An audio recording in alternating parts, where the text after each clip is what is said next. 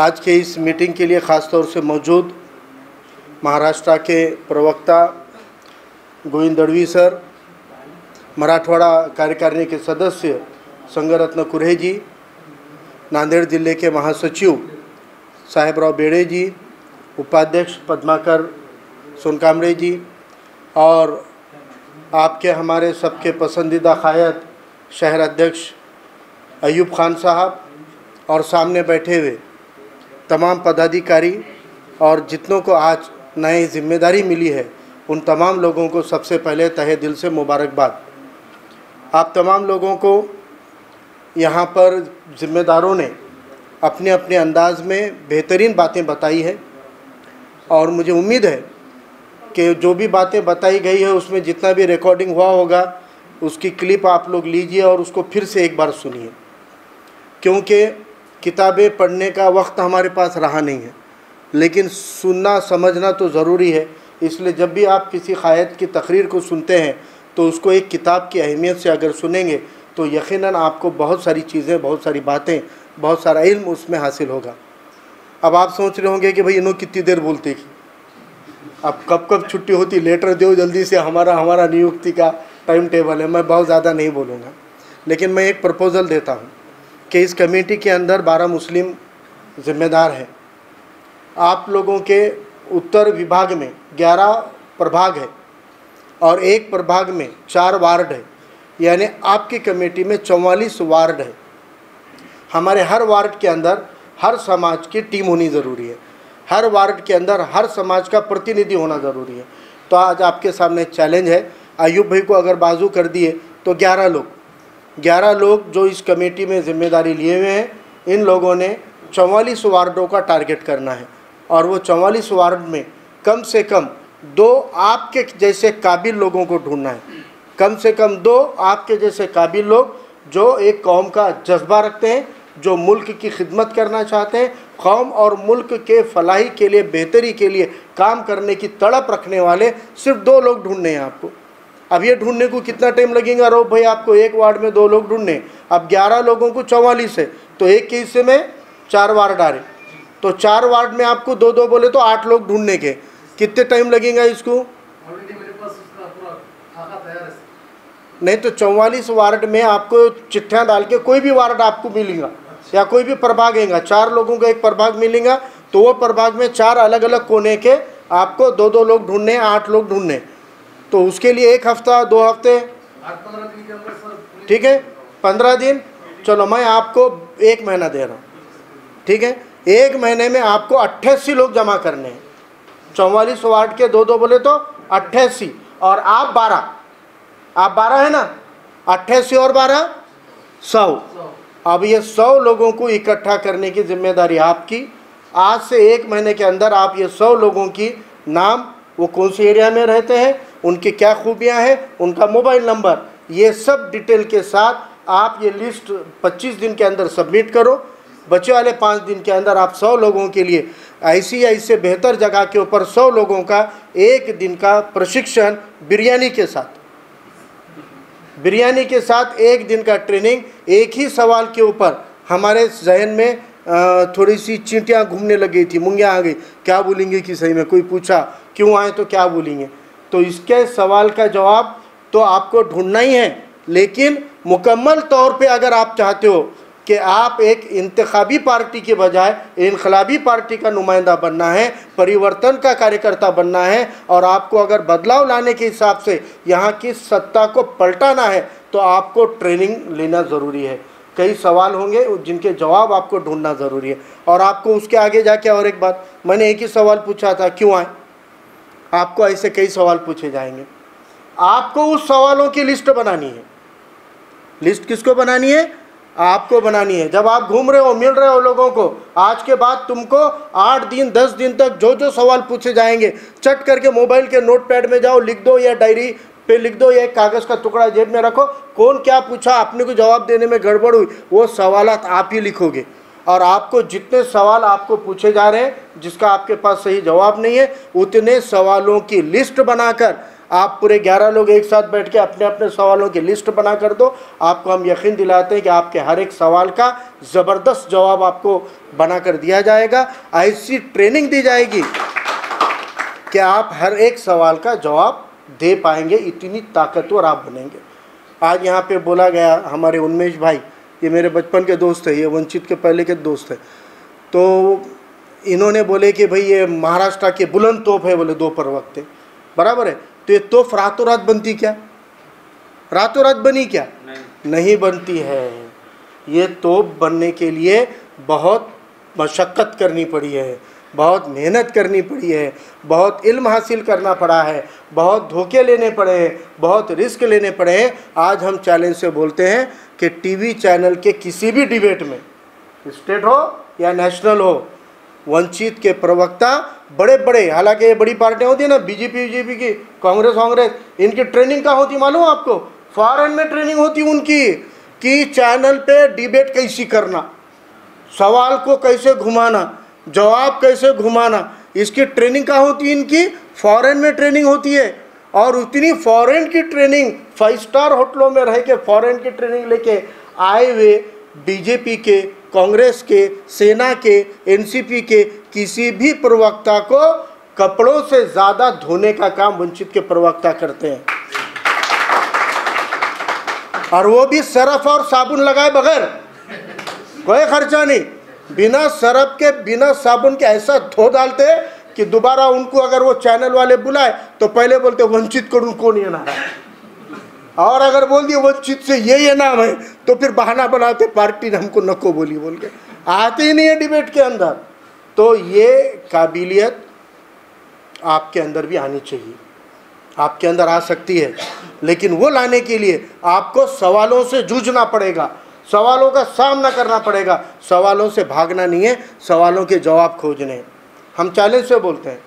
हमने नांदेड़ के अंदर कई बार चैलेंज किया हुआ है कि नांदेड़ की 7 बार अपने नाम पे है कहने वाले अशोक चौहान को हमने ओपन चैलेंज दिया हुआ है कि नांदेड़ के विकास का दम भरते हो, नांदेड़ के विकास की आप गप्पे हाँकते हो, लोगों को आप बेवकूफ़ बना रहे हो कि आपने नांदेड़ का विकास किया है। तो चलिए, आप 1979 से कांग्रेस में सक्रिय हुए थे, 1979 में अशोक चौहान एक्टिव हुए थे, 1979 से लेकर 2019 तक 40 और 20 मिलाए तो 41 साल की राजनीति है अशोक चौहान की।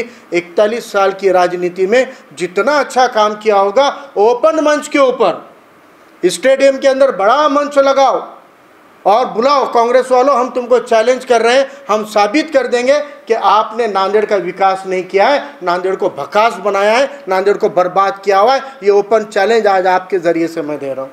आपके पास आके बोलेंगे कांग्रेस में काम करने वाले गुलाम हैं। ये कहा हमारे दोस्त ने, कुरे साहब ने, कि कांग्रेस में आप सोच रहे इतने मुसलमान हैं, इतने बौद्ध है, तो वो अपने समाज के प्रतिनिधि नहीं हैं, वो आपके नुमाइंदे नहीं है, वो आपके कायद नहीं है, वो आपके नेता नहीं है, वो अशोक चौहान के ग़ुलाम हैं। अगर वो बगावत नहीं करते हैं, वो अशोक चौहान के ग़ुलाम हैं अगर वो उसके आंखों में आंखें डालकर अपने समाज के हक की बात नहीं करते हैं। अभी जितने भी नगर सेवक हैं, इन लोगों को बहुत अच्छा मौका है, बहुत अच्छा मौका है। सिर्फ 2 साल बचे हैं महानगर पालिका में, हम भी उनको अपील कर रहे हैं, मौका दे रहे हैं। पहले रहता था कि हीरो के पास में छुरी रहती थी और सामने का गुंडा जो निहत्था रहता था, लड़ते लड़ते गिर जाती थी उसकी, तो वो हीरो क्या करता था, पहले एक नीचे गिरी वाली छुरी उसको दे के बोलता था, चल ये तेरा हथियार, ये मेरा हथियार, अब आ जा, मैं निहत्थे पे वार नहीं करता, बोलता था ना। आज आप लोगों को भी इतना तैयार होना है कि आप अपने वार्ड के नगर सेवक को बोलोगे कि चल तेरे को मौका दिया, काम कर, हम बताएंगे क्या काम है मोहल्ले का, ये इशू है, काम कर, हम मौका दे रहे हैं, और अगर नहीं किया तो तुझे भी पटके देने का काम हम ही करने वाले हैं। इतनी ताकत से इस संगठन को आपको खड़ा करना पड़ेगा। और एक बात यहाँ कही गई है कि कौम के खिदमत करना और मुल्क की खिदमत करना, इसमें कोई फ़र्क नहीं है। अगर हमारा पिछड़ा समाज सुधरेगा तो ही देश सुधरेगा, हमारा पिछड़ा हुआ समाज सुधरेगा तो ही देश सुधरेगा। इसलिए अपने समाज को अगड़ा बनाने के लिए, ताकतवर बनाने के लिए आपने जितनी कोशिशें करनी है कीजिए, क्योंकि वो मामूली बात नहीं है, वो मुल्क की, देश की सेवा है। और आपका इतिहास बहुत बुलंद है। आज आपको सुनने होंगे आप 2-3 बार शौर्य दिन है, शौर्य दिन है बोले, तो क्या है आपको पता है कि कुछ 100 साल पहले भीमा कोरेगांव, ये जो आप नाम सुनते हैं, यहाँ पर एक स्मारक है और उस स्मारक के अंदर, उस स्मारक के ऊपर नाम लिखे हुए हैं 500 लोगों के, जिन लोगों ने हजारों लोगों की, पेशवाओं की, ब्राह्मण्यवादियों की फौज से सिर्फ 500 लोगों ने टक्कर लेकर उनको हराने का काम किया था। उस दिन को वो शौर्य दिन हम मानते हैं और वो काम हमने किया है। आज हम भी काम करते वक्त वो शौर्य दिन आपको अगर मनाना है तो नांदेड़ के इतिहास का भीमा कोरेगांव महानगर पालिका के रिजल्ट के दिन हम लिखेंगे और जो जो हमारे पिछड़े हुए तबके के भाई है, इन सबको सभागृह में भेजकर हम अपना एक विजय स्तंभ यहाँ पे बनाएंगे और वो हमारा शौर्य दिन होगा। यहाँ पे मैं कह रहा हूँ कि 12 मुस्लिम भाई है, यहाँ पे 9 बौद्ध भाई है हमारे साथ में, और 6 जो है वो OBC VJNT हिंदू पिछड़े तबके के हमारे भाई लोग हैं। तो ये बहुत अच्छा कमेटी बना हुआ है।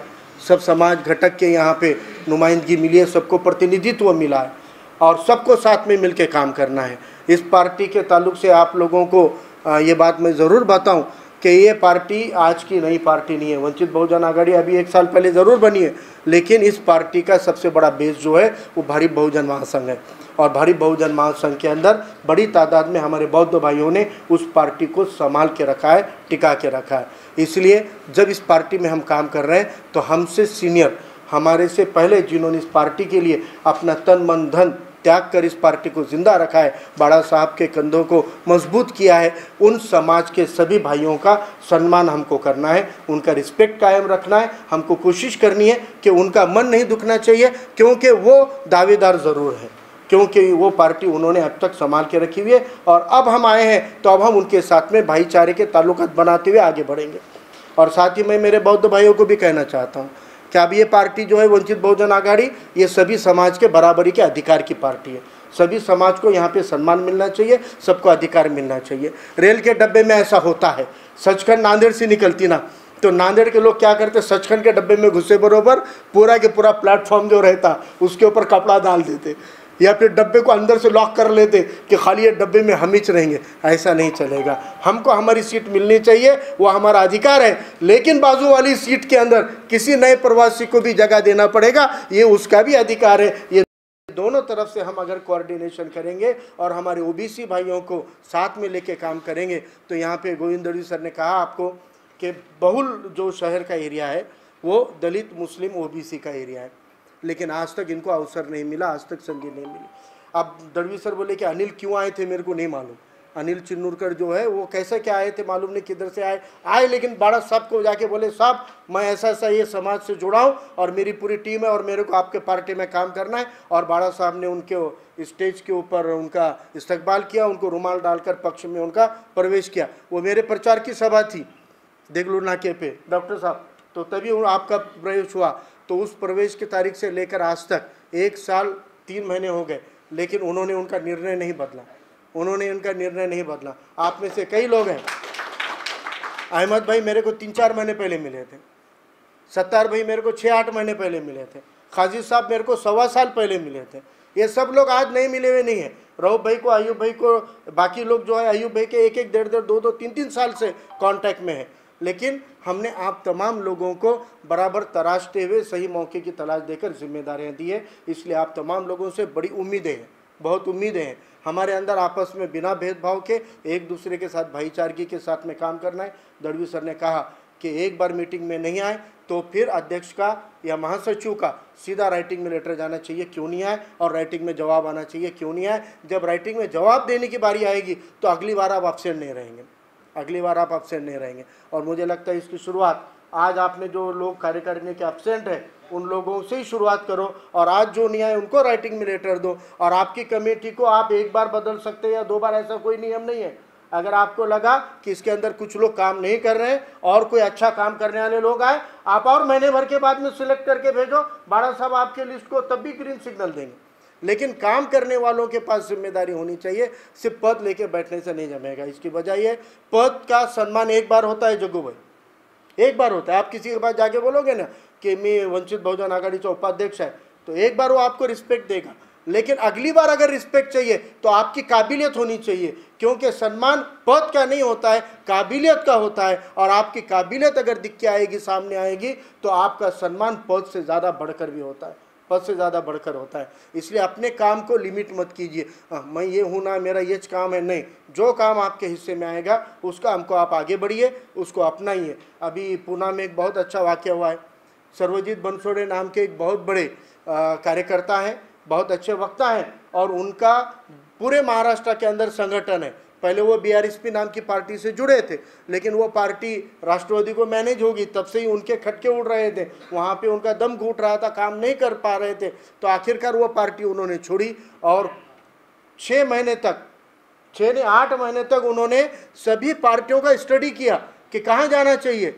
उन्होंने चंद्रशेखर आज़ाद से लेकर राष्ट्रवादी तक सभी पार्टियों की, उनको जिन जिन की ऑफर आई, उन्होंने सबसे डायलॉग किया, सबसे बातचीत की, सबके साथ में बैठे, मीटिंग की, समझ लिया, समझाया, अपनी बातें बताई, उनकी बातें समझी, वंचित के साथ भी बैठे। आखिर में उन्होंने जो फैसला लिया, तो वो फैसला था वंचित बहुजन आघाड़ी को ज्वाइन करने का। ये बड़ी बात है, ये बड़ी बात है। और कम से कम उनको मानने वाले हजारों की तादाद में पूरे महाराष्ट्र के अंदर लोग हैं, पूरे महाराष्ट्र के अंदर लोग हैं, बराबर है ना।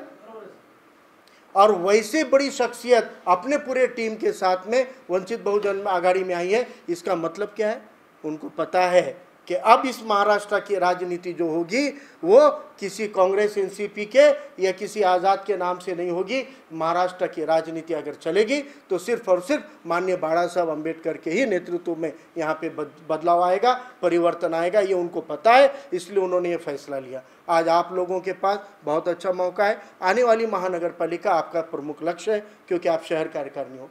अभी ग्रामीण के मैं आपको परिचय कराऊँ, प्रताप ने यहाँ आके बात की, प्रताप गजभारे आए, आपको शुभेच्छा दिए।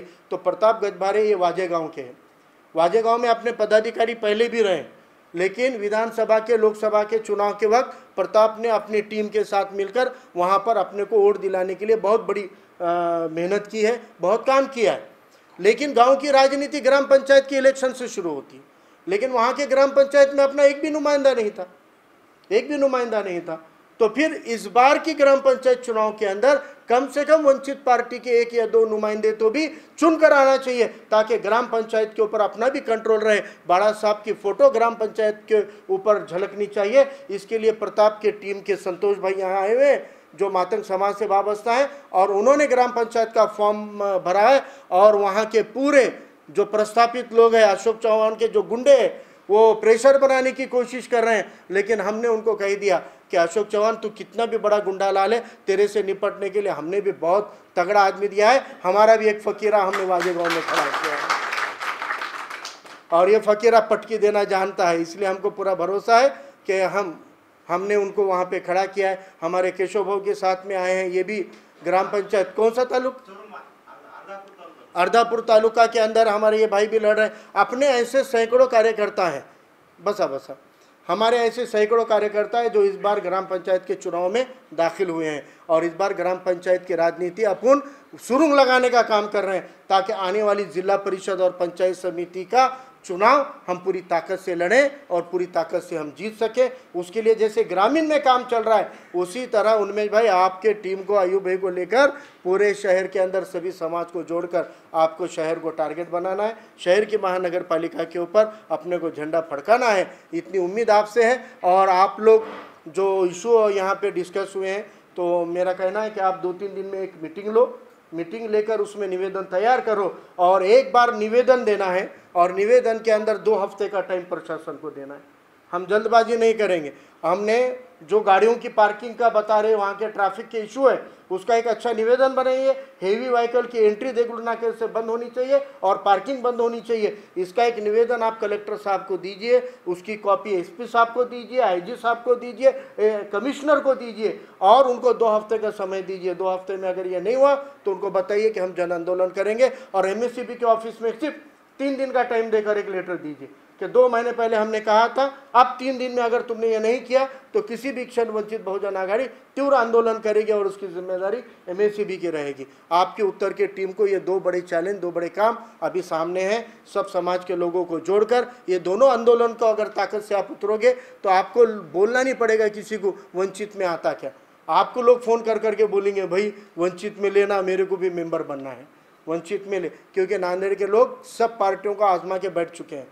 सत्तार भाई ने कहा, अभी काजी साहब ने कहा कि अगर कोई मुझे बोलेगा वंचित में क्यों गया तो मैं उसको पूछूंगा कि कहाँ जाना चाहिए था, और वो जो पार्टी का नाम लेगा वो पार्टी की कुंडली उनके पास तैयार है, जेब में लेके घूमते उन्होंने किसी भी पार्टी का नाम लिया कि उसकी पूरी कुंडली खोल सकती। इन्होंने भी अभी सत्तार भाई भी क्या बोले, मौलाना साहब मेरे को टाइम दो, बोले खाली 20 मिनट में कांग्रेस को पूरा नंगा करता हूँ, बोले 20 मिनट के अंदर बीजेपी को भी नंगा कर सकता हूँ, लेकिन वक्त नहीं है अभी। तो इंशाल्लाह जो ट्रेनिंग प्रोग्राम होगा अपना 1 दिन के ट्रेनिंग लेने का, जो आज आपको हमने प्रस्ताव दिया है, आप उसके ऊपर थोड़ा संजीदगी से काम कीजिए और वो ट्रेनिंग प्रोग्राम को आप बनाइए। तो खाली मुस्लिम भाइयों का ही ले रहे ऐसा नहीं है यहाँ पर, क्योंकि प्रोटोकॉल वगैरह की बातें जो है अलग अलग इससे आए हैं। बीएसपी से आए वाले हैं सत्तार भाई, तो बहुजन समाज पार्टी मुंह में बैठा हुआ है, तो उसको थोड़ा अपन प्रैक्टिस कर सकते हैं। प्रोटोकॉल मालूम नहीं है कि कौन से पद का क्या प्रोटोकॉल है, तो ये एक ट्रेनिंग पहले वो ले लिए, तो फिर ये अपने बाकी कम्युनिटी के बराबर में आ जाते।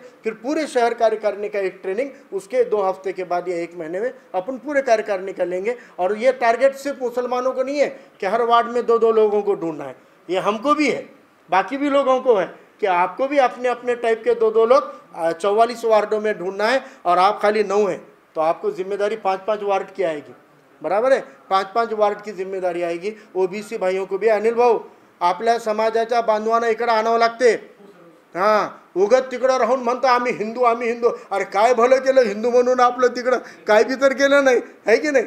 त्यामुळं मग आता आपल्याला वंचितशिवाय पर्याय नाही, हे समाज बांधवांना सांगावं लागेल। समाज बांधवामध्ये गोविंद दळवी नाव फक्त तुम्ही उल्लेख केलात तर सर्व परिचित आहेत, त्यामुळे काही असे 5-25 लोक गोळा करून गोविंद भाऊला बोलून घ्यायचं, त्यांच्याशी बैठक करायची, ते त्यांना समजावून सांगू शकतात। आणि प्रत्येक समाज घटकाचा माणूस आपल्याला पाहिजे। अशोक काकंडीकर साहब भी अपने पास आए वाले हैं और वो अपने साथ जुड़े हैं। अभी उनका एक औचित्य भर 1 आधे महीने में हम एक प्रोग्राम का साहब को हम टाइम लेने वाले हैं। 3 तारीख को बाड़ा साहब की मेरी मुलाकात है और उस दिन मैं उनका टाइम लूँगा नांदेड़ के लिए। अगर वो नांदेड़ को डेट देते हैं तो अपन वो जंगी प्रोग्राम करेंगे। और बहुत लोग हैं, अभी मैं आपको बताना चाहूँगा कि कम से कम 2 दर्जन नगर सेवक जो अभी नगर सेवक हैं वो अपने संपर्क में है,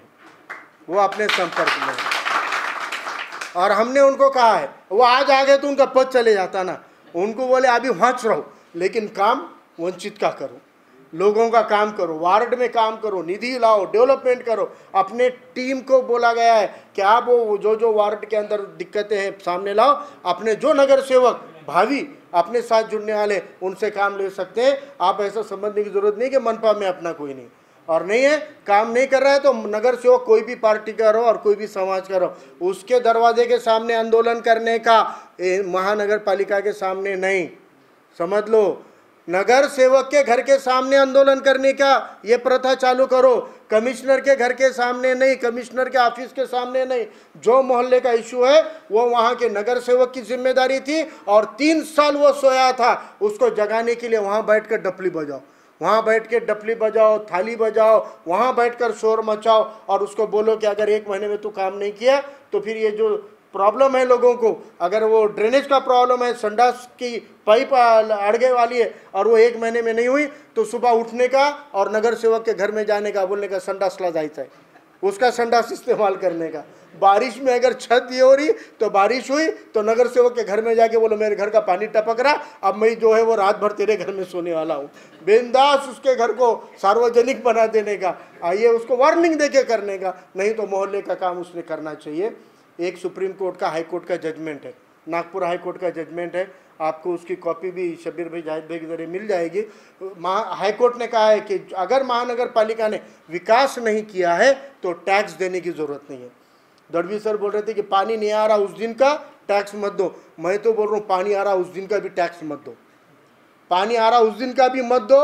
गली में सफाई नहीं होती, ड्रेनेज का काम नहीं है, रास्ता नहीं है तो मनपा का टैक्स मत दो। जब अपन चुन के आएंगे ये 2 साल के पेंडिंग टैक्स लेंगे और डेवलपमेंट करके बताएंगे। अब 2 साल आने वाले महानगर पालिका का टैक्स मत दो, ये भी अभियान आप साथ में ले सकते हैं। एमएससीबी के इशू के ऊपर बोलता हूँ कि एमएससीबी के बढ़ के जो लाइट बिल आए लॉकडाउन के, अगर वो कोई नहीं भरे होंगे तो उनको खुला बोल दो मत भरो। नांदेड़ में अभियान चलाओ कि एमएससीबी के बीज बिल अगर आपके लॉकडाउन के बढ़ के आए हैं और आपने भरे नहीं है तो भरो मत, जब तक वो 50% कम नहीं होते लाइट बिल भरना नहीं है। और अगर आप इसके बावजूद लाइट बिल के लिए कोई कनेक्शन काटेगा तो वंचित बहुजन आघाड़ी के कार्यकर्ता वो कनेक्शन को जोड़ कर देंगे और जो भी होगा वो देखा जाएगा। ये आपको टीम बनानी, ये 2 हाथ आपको करने। जब तक लोगों के लिए लड़ोगे नहीं, लोग लड़ने वालों के साथ आते हैं, मुर्दों के साथ में नहीं आते हैं। आप अगर लड़ाऊ बनोगे, समाज के लिए लड़ने वाले बनोगे, तो आपके पीछे हर समाज का कार्यकर्ता आकर खड़ा होगा। और हमने दड़वी सर ने बताया कि अगर कानून के दायरे में रह के मांग करने के बाद अगर नहीं हो रहा है तो आप बिल्कुल आंदोलन कीजिए। पूरी टीम, पूरी वंचित बहुजन आघाड़ी के सीनियर लोग आपके साथ खड़े रहेंगे। और आप सब लोगों को जितना आप लोगों ने अभी यहाँ पे सुना, जितनी उम्मीद आपने अभी बंधाई है कि जो भी आगे अपने को काम करना है, उसके लिए मुझे उम्मीद है कि आप सब काबिल लोग हैं। बहुत देख परख कर ये टीम बनी है। आपके टीम को मैं तहे दिल से फिर से एक बार मुबारकबाद देता हूं और सभी को क्रांतिकारी जय भीम, जय मीम, जय भीम, जय मीम, जय भीम, जय मीम, जय भीम। ये कोई मजहब का नारा नहीं है। अभी हमारे बौद्ध भाई जय भीम बोलते हैं तो बौद्ध धर्म के अंदर जय भीम ये धर्म का हिस्सा नहीं है। जय भीम ये क्रांति का नाम है। इस मनुवादियों के, इस प्रस्थापितों के सीने में अगर भूकंप लाना है तो फिर जय भीम का नारा काम आता, इनकलाब का नारा काम आता। तो वैसे जैसे इनकलाब जिंदाबाद ये नारा इनकलाब का है, वैसे जय भीम भी इनकलाब का नारा है, जय मीम भी अब अपना इनकलाब का नारा है। तो जय भीम और जय मीम के नारों से नांदेड़ की बस्ती बस्ती गूंजनी चाहिए। ठीक है, चलिए।